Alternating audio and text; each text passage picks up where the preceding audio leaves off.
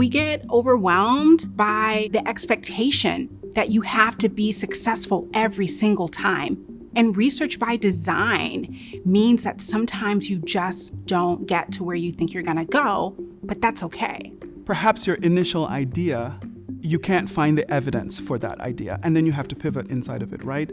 At some point, it's not going to work. You're going to have to tweak it. You're going to have to figure out some new way of doing things. And it's that sort of innovating in response to a mistake or an error or a failure that pushes the whole discipline of research forward. Every experiment, regardless of the outcome, is a learning opportunity.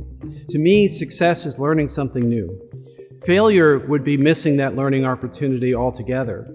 I feel like something that people don't appreciate about research is even if you don't find the answer, you still could be contributing to the overall goals. So there's still a value to research even when it fails. And in fact, sometimes some of the most spectacular fails in research actually lead to the biggest discoveries because they suggest that something we thought was not the way we thought it was. You needed to know that that wasn't the right way and that you have to come back and try again. The important thing is that you come at it with a mindset of openness, that you might even change your own mind. I did research on the ladies' anti-slavery societies, and I spent a lot of time hoping that they would be more feminist than they actually are. They're actually very conservative in most senses, and I had to be open-minded about that and also be prepared to be contradicted. All research hits hurdles all the time. So when you hit a hurdle, the mindset to take away from that is, I'm that much further ahead. I've hit the hurdle that hopefully I will not hit again, and other people will not hit again in the future too.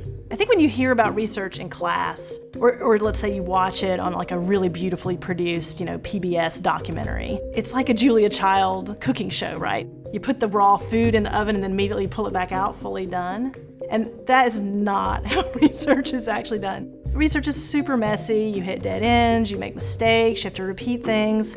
It's a process that is incredibly humbling. Nothing is unproductive in research, and I would argue nothing is unproductive in the way you approach getting involved in research at Duke. Everything is a learning process. Taking time, taking reflection, and seeking mentorship is going to be a really strong approach to feeling successful, regardless of whether the outcome of the research is successful or not.